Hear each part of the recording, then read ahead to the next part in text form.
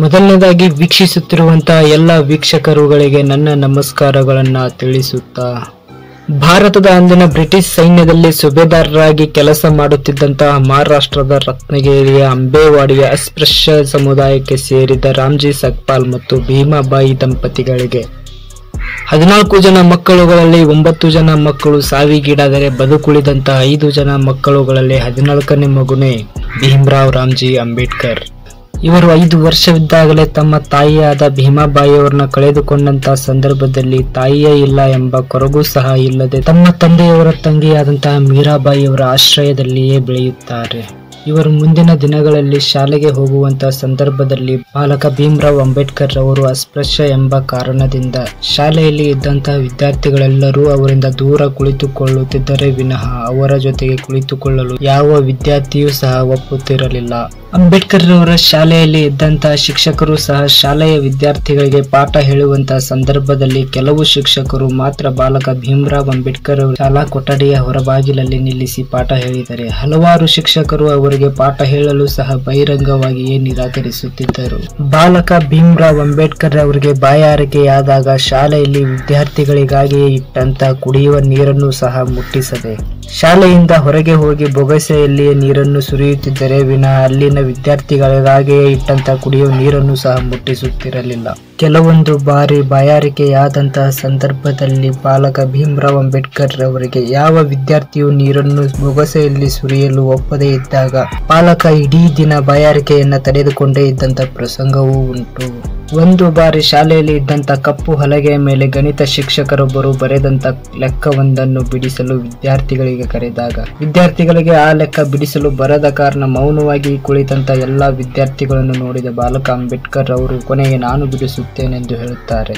ಇದರಿಂದ ಖುಷಿ ಪಟ್ಟಂತ ಗಣಿತ ಶಿಕ್ಷಕರು ಕಪ್ಪು ಹಲಗೆಯ ಹತ್ತಿರ ಬಾಲಕ ಅಂಬೇಡ್ಕರ್ ಅವರನ್ನು ಕರೆದಾಗ ಕಪ್ಪು ಹಲಗೆಯ ಕಡೆಗೆ ಹೊರಟ ಬಾಲಕ ಅಂಬೇಡ್ಕರ್ ಅವರು ಕಪ್ಪು ಹಲಗೆಯನ್ನು ಮುಟ್ಟಿದರೆ ಹಲಗೆಯ ಹಿಂಬದಿ ಇಟ್ಟಂತ ಊಟದ ಡಬ್ಬಿಗಳು ಮೈಲಿಗೆಯಾಗುತ್ತವೆ ಎಂಬ ಕಾರಣದಿಂದ ಎಲ್ಲಾ ವಿದ್ಯಾರ್ಥಿಗಳು ಗಾಬರಿಯಿಂದ ತಮ್ಮ ತಮ್ಮ ಊಟದ ಡಬ್ಬಿಗಳನ್ನು ತೆಗೆದುಕೊಳ್ಳುವುದನ್ನು ನೋಡಿದಂತ ಬಾಲಕ ಅಂಬೇಡ್ಕರ್ ಅವರು ಇದರಿಂದ ನೊಂದುಕೊಂಡು ತಮಗೆ ಉತ್ತರ ಗೊತ್ತಿದ್ದರೂ ಸಹ ಯಾವತ್ತೂ ಕಪ್ಪು ಹಲಗೆಯ ಹತ್ತಿರ ಹೋಗುವ ಪ್ರಯತ್ನ ಮಾಡುವುದೇ ಇಲ್ಲ.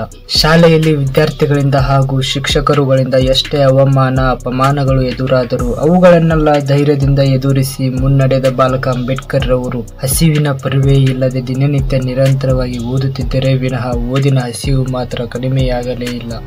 ಕುಡಿಯುವ ನೀರಿನ ಕೆರೆಗಳಿಗೆ, ದೇವಾಲಯಗಳಿಗೆ ಹಾಗೂ ಸಾರ್ವಜನಿಕ ಸ್ಥಳಗಳಿಗೆ ಪ್ರವೇಶವಿರದಂತಹ ಅಸ್ಪೃಶ್ಯ ಜನಾಂಗದವರು ಸಮಾಜದಲ್ಲಿ ಎದುರಿಸುತ್ತಿದ್ದಂತಹ ಅನೇಕ ಕಷ್ಟ ದುಃಖಗಳನ್ನ ಮಟ್ಟ ಹಾಕುವುದಕ್ಕೆ ಬಾಲಕ ಅಂಬೇಡ್ಕರ್ ಅವರು ಅತಿ ಹೆಚ್ಚು ಜ್ಞಾನ ಪಡೆದುಕೊಳ್ಳುವ ದಾರಿಯನ್ನು ಕಂಡುಕೊಂಡು 1907ರಲ್ಲಿ ತಂದೆ ರಾಮ್ಜಿ ಸಕ್ಪಾಲ್ ರವರ ಸಹಾಯದಿಂದ ಮೆಟ್ರಿಕ್ಯುಲೇಷನ್ ಪರೀಕ್ಷೆಯಲ್ಲಿ ತೇರ್ಗಡೆ ಹೊಂದಿದಂತ ಅಂಬೇಡ್ಕರ್ ಅವರು ಆಗಿನ ಕಾಲದಲ್ಲೇ ಇಡೀ ಅಸ್ಪೃಶ್ಯ ಸಮುದಾಯದ ಹೆಗ್ಗಳಿಕೆಗೆ ಪಾತ್ರರಾಗುತ್ತಾರೆ. ಅವರು ಅಸ್ಪೃಶ್ಯ ಎಂಬ ಅವಮಾನ ಹಾಗೂ ಅತಿ ಹೆಚ್ಚು ಬಡತನದ ನಡುವೆಯೂ ಮೆಟ್ರಿಕ್ಯುಲೇಷನ್ ಪರೀಕ್ಷೆಯಲ್ಲಿ ತೇರ್ಗಡೆ ಹೊಂದಿದಂತ ಅಂಬೇಡ್ಕರ್ ಅವರಿಗೆ ಅಂದಿನ ಕಾಲದಲ್ಲೇ ಬಹಿರಂಗವಾಗಿ ಸನ್ಮಾನಿಸಲು ಅಧ್ಯಕ್ಷತೆಯನ್ನು ವಹಿಸಿದಂತ ಮಹಾತ್ಮ ಜ್ಯೋತಿಬಾ ಫುಲೆಯವರ ಅನುಯಾಯಿ ಸಮಾಜ ಸುಧಾರಕರಾದ ಎಸ್.ಕೆ. ಭೋಲೆಯವರು ಹಾಗೂ ಸಮಾಜ ಸುಧಾರಕರಾದ ಕೃಷ್ಣಾಜಿ ಕೆಲುಸ್ಕರ್ ಅವರು ಈ ಸಮಾರಂಭದಲ್ಲಿ ಭಾಗವಹಿಸಿ ಅಂಬೇಡ್ಕರ್ ಅವರಿಗೆ ಗೌತಮ ಬುದ್ಧನ ಜೀವನದ ಚರಿತ್ರೆಯ ಪುಸ್ತಕವನ್ನು ನೀಡಿ ಸನ್ಮಾನಿಸುತ್ತಾರೆ. ಈ ಪುಸ್ತಕದಿಂದ ಮೊದಲ ಸಲ ಗೌತಮ ಬುದ್ಧರ ಪರಿಚಯ ಮಾಡಿಕೊಂಡಂತ ಅಂಬೇಡ್ಕರ್ ಅವರಿಗೆ ಮುಂದಿನ ದಿನಗಳಲ್ಲಿ ವಿದ್ಯಾಭ್ಯಾಸಕ್ಕೆ ಆರ್ಥಿಕ ಸಮಸ್ಯೆ ಎದುರಿಸುತ್ತಿದ್ದಂತಹ ಸಂದರ್ಭದಲ್ಲಿ ತಂದೆಯವರ ಒತ್ತಾಯ ಹಾಗೂ ಕೆಲುಸ್ಕರ್ ಅವರ ಸಹಾಯದಿಂದ ಬಾಂಬೆಯಲ್ಲಿನ ಎಲ್ಫಿನ್ಸ್ಟನ್ ಕಾಲೇಜಿಗೆ ಸೇರಿದಂತ ಅಂಬೇಡ್ಕರ್ ಅವರಿಗೆ ಇನ್ನೂ ಹೆಚ್ಚಿನ ನೆರವನ್ನು ಒದಗಿಸಿ ಕೊಡಬೇಕೆಂಬ ಮಹಾದಾಸೆಯಿಂದ ಕೆಲುಸ್ಕರ್ ಅವರು ಅಂದಿನ ಬರೋಡಾ ಸಂಸ್ಥಾನದ ರಾಜರಾದಂತಹ ಸಯ್ಯಾಜಿರಾವ್ ಗಾಯಕ್ವಾಡ್ ರವರನ್ನು ಸಂಪರ್ಕಿಸಿ ಇವರಿಂದ ವಿದ್ಯಾರ್ಥಿ ವೇತನದ ನೆರವು ಸಹ ಸಿಗುವಂತೆ ಮಾಡುತ್ತಾರೆ. 1912ರಲ್ಲಿ BA ಪದವಿ ಪರೀಕ್ಷೆಯಲ್ಲಿ ತೇರ್ಗಡೆ ಹೊಂದಿದಂತ ಅಂಬೇಡ್ಕರ್ ಅವರು 1913 ಫೆಬ್ರವರಿ 2ರಂದು ತಮ್ಮ ತಂದೆಯವರ ಮರಣದಿಂದ ತುಂಬಾ ನೊಂದುಕೊಳ್ಳುತ್ತಾರೆ. ಇಂತಹ ಸಂದರ್ಭದಲ್ಲಿ ವಿದ್ಯಾರ್ಥಿಗಳ ವ್ಯಾಸಂಗದ ನಂತರ ಬರೋಡಾ ಸಂಸ್ಥಾನದಲ್ಲಿ 10 ವರ್ಷಗಳ ಕಾಲ ಸೇವೆ ಸಲ್ಲಿಸಬೇಕೆಂಬ ಕರಾರಿನ ಜೊತೆಗೆ ಅಮೆರಿಕದಲ್ಲಿ ಓದಲು ಆಸಕ್ತಿಯುಳ್ಳ ಅಸ್ಪೃಶ್ಯ ಹಿನ್ನೆಲೆಯ ವಿದ್ಯಾರ್ಥಿಗಳಿಗೆ ವಿದ್ಯಾರ್ಥಿ ವೇತನ ನೀಡಿ ಪ್ರೋತ್ಸಾಹಿಸುವುದಾಗಿ ಆಗಿನ ಕಾಲದ ಬರೋಡಾ ಸಂಸ್ಥಾನದ ಮಹಾರಾಜರಾದ ಸಯ್ಯಾಜಿರಾವ್ ಗಾಯಕ್ವಾಡ್ ರವರು ಪ್ರಕಟಿಸಿದ ಜಾಹೀರಾತನ್ನು ಗಮನಿಸಿದ ಅಂಬೇಡ್ಕರ್ ರವರು ಕೃಷ್ಣಾಜಿ ಕೆಲುಸ್ಕರ್ ರವರ ಜೊತೆಗೆ ಬರೋಡಾ ಸಂಸ್ಥಾನದ ಮಹಾರಾಜರನ್ನು ಭೇಟಿ ಮಾಡಿ ಅವರ ಜೊತೆಗೆ ತಮ್ಮ ಓದಿನ ಬಗ್ಗೆ ಮಾತನಾಡಿದ ಅಂಬೇಡ್ಕರ್ ಅವರು ವಿದ್ಯಾರ್ಥಿ ವೇತನದ ಜೊತೆಗೆ ಅಮೆರಿಕದ ಕೊಲಂಬಿಯಾ ವಿಶ್ವವಿದ್ಯಾಲಯದಲ್ಲಿ ವ್ಯಾಸಂಗ ಮಾಡಲು ಮುಂದಾಗುತ್ತಾರೆ.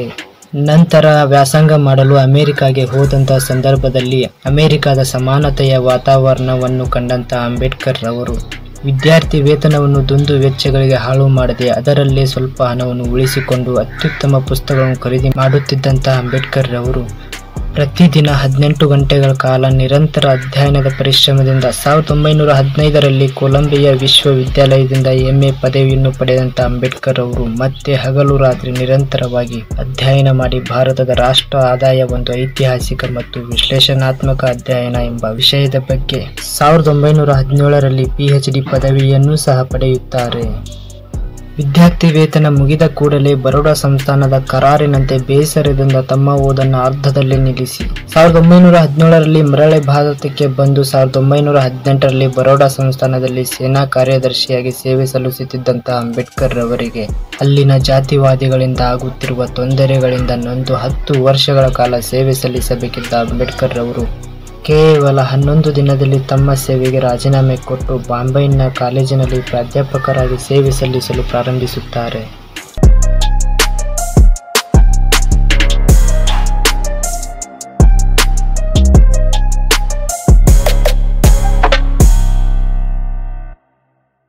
ಸಾಮಾಜಿಕ ಪರಿವರ್ತನಾ ಚಳವಳಿ ರೂಪಿಸುವ ಹಿನ್ನೆಲೆಯಲ್ಲಿ 1920ರಲ್ಲಿ ಮೂಕನಾಯಕ ಪತ್ರಿಕೆ ಪ್ರಾರಂಭಿಸಿದರೂ ಕೂಡ ಅಂಬೇಡ್ಕರ್ ಅವರನ್ನು ಕಾಡಿದ ಅಸ್ಪೃಶ್ಯರಿಗಾಗಿ ಏನಾದರೂ ಮಾಡಲೇಬೇಕೆಂಬ ಗುರಿಯನ್ನು ಕಂಡುಕೊಂಡಿದ್ದ ಅಂಬೇಡ್ಕರ್ ಅವರು ತಮ್ಮ ಗೆಳೆಯನಿಂದ ವ್ಯಾಸಂಗಕ್ಕೆಂದು ಬಡ್ಡಿಗೆ ಸಾಲ ಪಡೆದುಕೊಂಡು ಲಂಡನ್ನ ಗ್ರೇಸಿನ್ ಶಿಕ್ಷಣ ಸಂಸ್ಥೆಯಲ್ಲಿ ಕಾನೂನು ವಿದ್ಯಾಭ್ಯಾಸಕ್ಕಾಗಿ ತಮ್ಮ ಹೆಸರನ್ನು ನೋಂದಾಯಿಸಿದಂತ ಅಂಬೇಡ್ಕರ್ ಅವರು 1921ರಲ್ಲಿ MSc ಪದವಿಯನ್ನ ಪಡೆದುಕೊಂಡು ಮರು ವರ್ಷವೇ ರೂಪಾಯಿ ಸಮಸ್ಯೆ ಎಂಬ ಸಂಶೋಧನಾ ಗ್ರಂಥವನ್ನು ವಿಶ್ವವಿದ್ಯಾಲಯಕ್ಕೆ ಒಪ್ಪಿಸಿದ ಅಂಬೇಡ್ಕರ್ ರವರು ನಂತರ DSc ಪದವಿಯನ್ನೂ ಸಹ ಪಡೆದುಕೊಳ್ಳುತ್ತಾರೆ.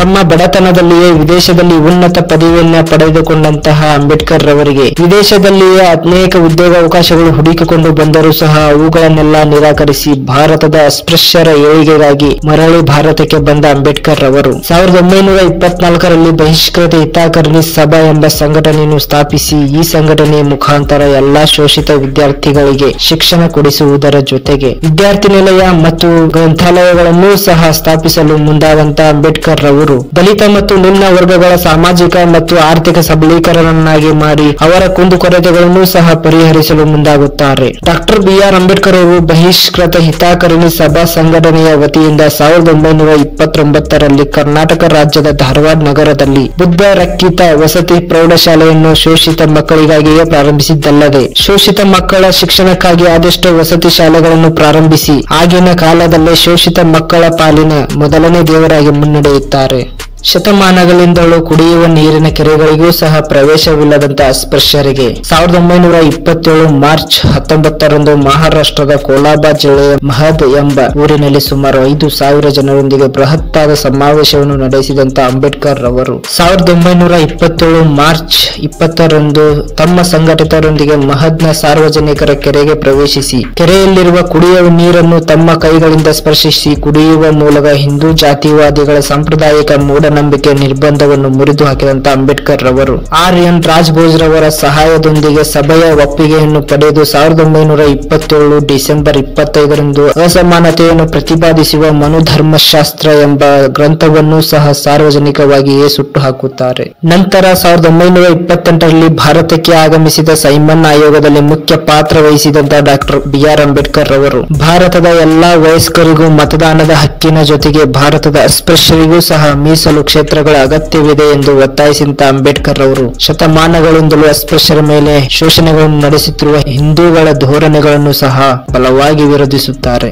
1930ರಲ್ಲಿ ಲಂಡನ್ನಲ್ಲಿ ನಡೆದ ಮೊದಲನೇ ದುಂಡು ಮೇಜಿನ ಸಭೆಯಲ್ಲಿ ಭಾರತದ ಅಸ್ಪೃಶ್ಯರಿಗೆ ಪ್ರತ್ಯೇಕ ಚುನಾವಣೆಗಳ ಅವಶ್ಯಕತೆ ಇದೆ ಎಂದು ಬೇಡಿಕೆ ಇಟ್ಟಂತ ಅಂಬೇಡ್ಕರ್ ರವರು ಭಾರತದಲ್ಲಿ 200 ವರ್ಷಗಳ ಕಾಲ ಆಳ್ವಿಕೆ ನಡೆಸಿದಂತ ಬ್ರಿಟಿಷ್ ಸರ್ಕಾರ ಭಾರತದಲ್ಲಿನ ಶೋಷಿತರ ಸಬಲೀಕರಣದ ಪರವಾಗಿ ಯಾವುದೇ ಕಾನೂನುಗಳನ್ನೂ ಸಹ ಜಾರಿ ಮಾಡಲಿಲ್ಲವೆಂದು ಬ್ರಿಟಿಷರ ನೆಲದಲ್ಲಿಯೇ ಬ್ರಿಟಿಷರನ್ನು ಪ್ರಬಲವಾಗಿ ಖಂಡಿಸುತ್ತಾರೆ.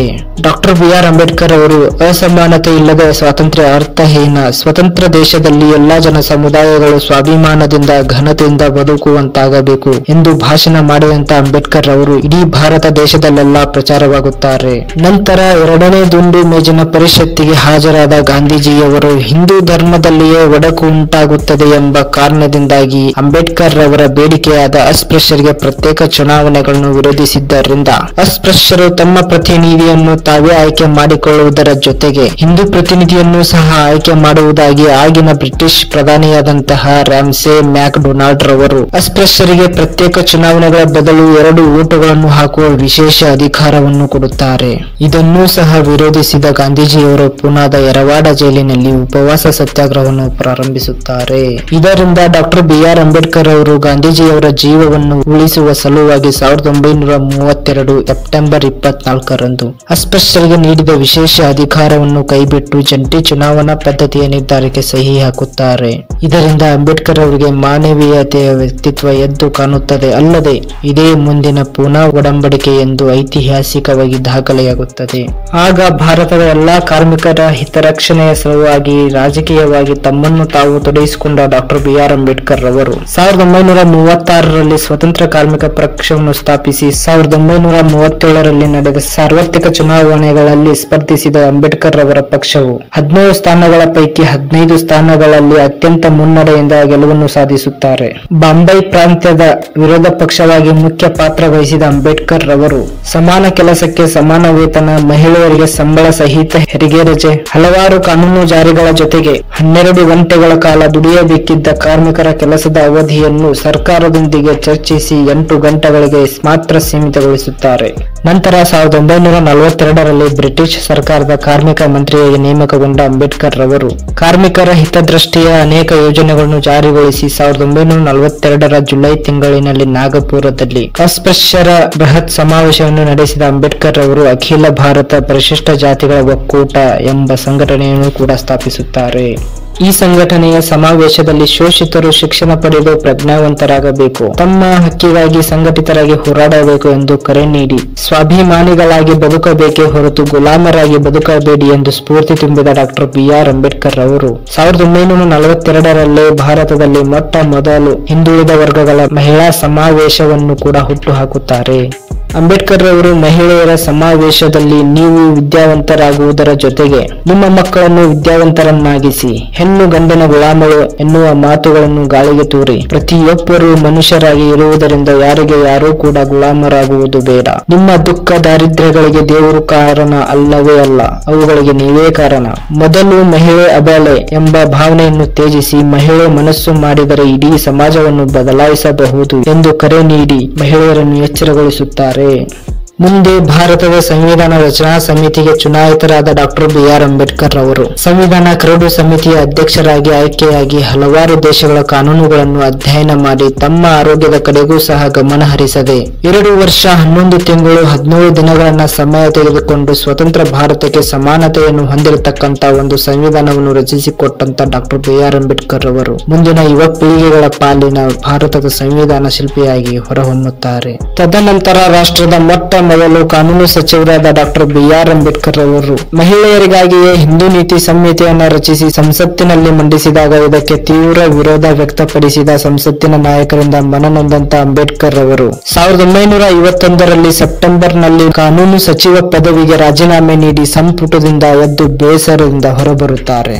1935ರಲ್ಲಿಯೇ ನಾನು ಹಿಂದುವಾಗಿ ಹುಟ್ಟಿದ್ದೇನೆ, ಏಕೆಂದರೆ ಹುಟ್ಟು ನನ್ನ ಕೈಯಲ್ಲಿರಲಿಲ್ಲ, ಆದರೆ ಹಿಂದುವಾಗಿ ಮಾತ್ರ ಸಾಯಲಾರೆ ಎಂದು ಸಮಾವೇಶವೊಂದರಲ್ಲಿ ಘೋಷಣೆ ಮಾಡಿದಂತ ಡಾಕ್ಟರ್ ಬಿ.ಆರ್. ಅಂಬೇಡ್ಕರ್ ರವರು 1956 ಅಕ್ಟೋಬರ್ 14ರಂದು ತಮ್ಮ 5 ಲಕ್ಷ ಅನುಯಾಯಿಗಳೊಂದಿಗೆ ನಾಗಪುರದಲ್ಲಿ ತಮ್ಮ 2ನೇ ಪತ್ನಿಯೊಂದಿಗೆ ಬೌದ್ಧ ಧರ್ಮಕ್ಕೆ ಮತಾಂತರ ಹೊಂದಿದಂತ ಘಟನೆಯು ಜಗತ್ತಿನ ಚರಿತ್ರೆಯಲ್ಲಿಯೇ ಐತಿಹಾಸಿಕ ಘಟನೆಯಾಗಿ ದಾಖಲೆಯಾಗುತ್ತದೆ. ಭಾರತದಲ್ಲಿನ ಅಸ್ಪೃಶ್ಯರ ಸಮುದಾಯಗಳ ಏಳಿಗೆಗಾಗಿ ಹಗಲು ರಾತ್ರಿ ಶ್ರಮಪಟ್ಟು ಕೊನೆಗೆ ತಮ್ಮ ಆರೋಗ್ಯದ ಕಡೆಗೂ ಸಹ ಗಮನ ಹರಿಸದೆ 1956 ಡಿಸೆಂಬರ್ 6ರಂದು ಶಾಶ್ವತವಾಗಿ ಚಿರನಿದ್ರೆಗೆ ಜಾರಿ ಹೋದಂತ ಡಾಕ್ಟರ್ ಬಿ.ಆರ್. ಅಂಬೇಡ್ಕರ್ ರವರು ಭಾರತಕ್ಕೆ ಅಪಾರ ಕೊಡುಗೆಗಳನ್ನು ಸಲ್ಲಿಸಿದ್ದರಿಂದ ಡಾಕ್ಟರ್ ಬಿ.ಆರ್. ಅಂಬೇಡ್ಕರ್ ಅವರ ಹುಟ್ಟು ಹಬ್ಬವನ್ನು ದೇಶಾದ್ಯಂತ ವಿಜೃಂಭಣೆಯಿಂದ ಆಚರಿಸುವ ಸಲುವಾಗಿ ಭಾರತ ಸರ್ಕಾರವು ಏಪ್ರಿಲ್ 14ನೇ ತಾರೀಖಿನಂದು ಸಾರ್ವಜನಿಕ ರಜಾ ದಿನವೆಂದು ಘೋಷಣೆ ಮಾಡಿದ್ದಲ್ಲದೆ 1990 ಏಪ್ರಿಲ್ 14ರಂದು ಭಾರತ ಸರ್ಕಾರವು ಡಾಕ್ಟರ್ ಬಿ.ಆರ್. ಅಂಬೇಡ್ಕರ್ ಅವರಿಗೆ ಮರಣೋತ್ತರವಾಗಿ ಭಾರತ ರತ್ನ ಪ್ರಶಸ್ತಿ ನೀಡಿ ಗೌರವಿಸುತ್ತದೆ. ನಾನು ಹೇಳಿರುವಂತಹ ವಿಷಯಗಳಲ್ಲಿ ಏನಾದರೂ ತಪ್ಪುಗಳಿದ್ದಲ್ಲಿ ದಯವಿಟ್ಟು ಕ್ಷಮೆ ಇರಲಿ ಎಂದು ಹೇಳ್ತಾ ಈ ಒಂದು ವಿಡಿಯೋವನ್ನ ಇಲ್ಲಿಗೆ ಮುಗಿಸ್ತೀವಿ. ಜೈ ಭೀಮ್, ಜೈ ಭಾರತ್.